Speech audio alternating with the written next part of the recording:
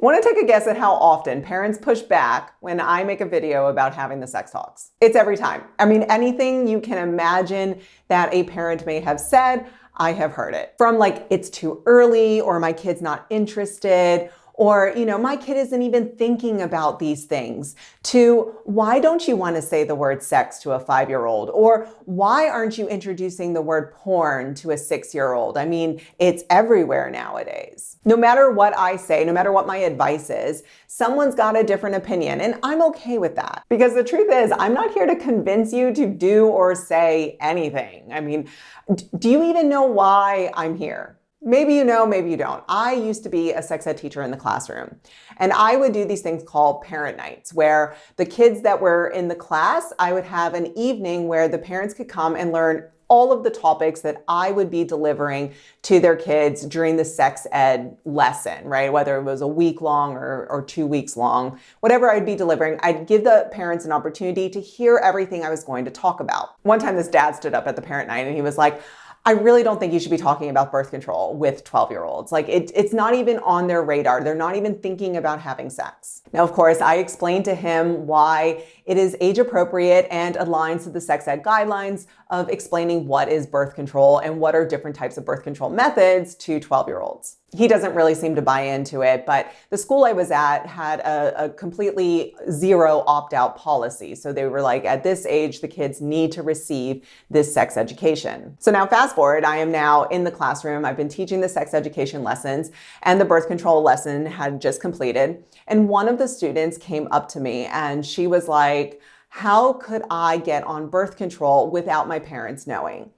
And I explained to her that it's really important for her to talk to her parents about it because it is healthcare, and that her parents probably can help with the health insurance, can tell her where to go, where she can receive it, how she can talk to her doctor about it. And she was like, absolutely not. I'm not doing any of that. My dad would like freak out if I said I wanted to get on birth control. So now the fact that she said her dad made me start thinking, I wonder if this student is the daughter of the dad who said, there's no way a 12-year-old would be thinking about birth control. It was, their last names matched up. And so yeah, I saw this disconnect. I saw this disconnect all the time between what parents thought was appropriate sex education for their kids versus what the kids were actually asking in the classroom. And so when I became a parent for the first time, I wasn't here on YouTube. I wasn't making videos yet. I was still just working in the public health field. I was teaching human sexuality courses to undergrads,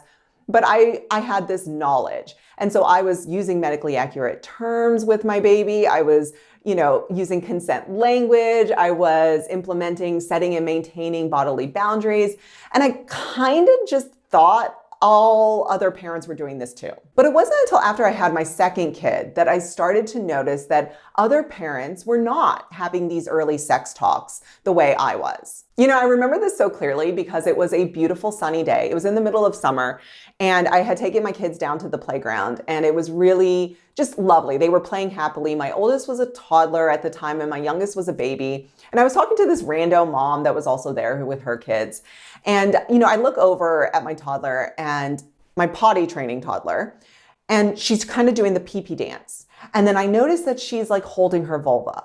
So I yell over to her, love, do you have to go pee-pee? I see that you're holding your vagina. And the rando mom at the time was just like, oh, do you say the word vagina to your kids? And I was like, I was kind of like perplexed in the moment, because any mom in this situation knows that they've got to get that toddler to the bathroom immediately, or there's going to be an accident, right? And I was just kind of like, yes, of course I say vagina to my kids. And I grab my toddler, we get to the bathroom, we avoid an accident. And on my way back to the playground, I'm kind of thinking, how am I going to tell this? How am I going to talk to this mom? How am I going to explain that, yes, it's really important to use medically accurate terms for the genitals? And so, I'm going through it in my head, and I get back to the playground and the mom's no longer there.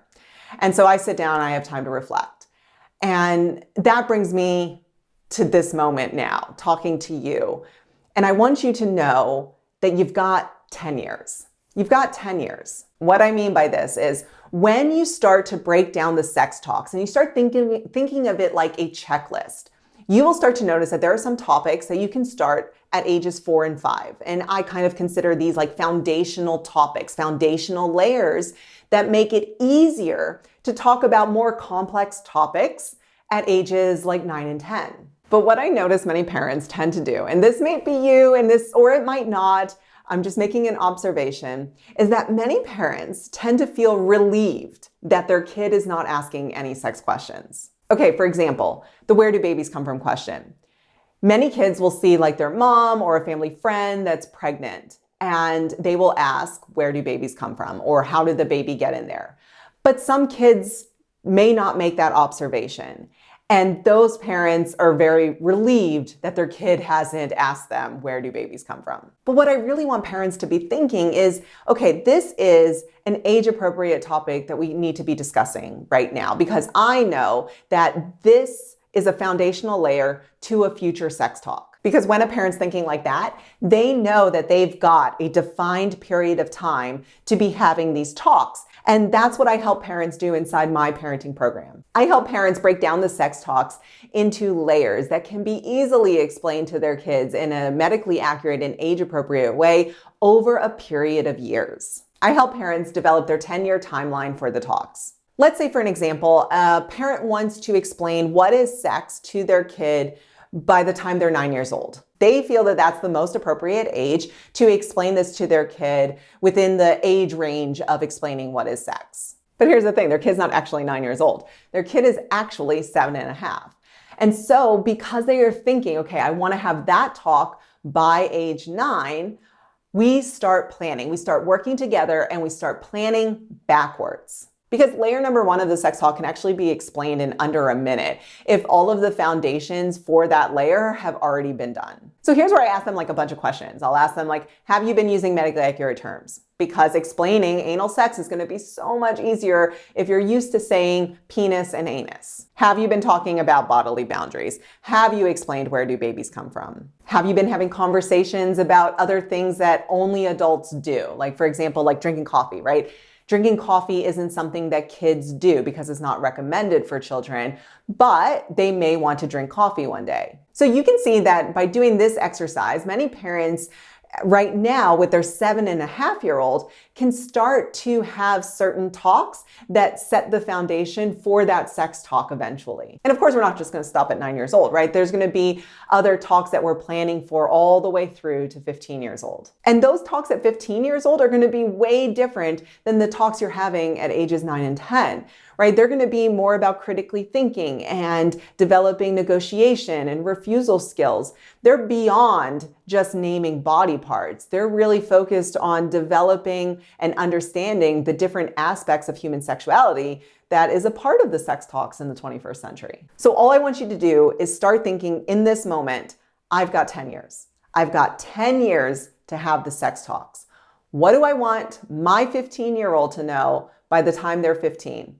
And then just work backwards. And if you want me to help you develop this timeline and you want to work on how to deliver these talks in a layered approach, then go on and fill out the form that is linked in the description and the comments. I will then reach out to you via email to set up a time to chat.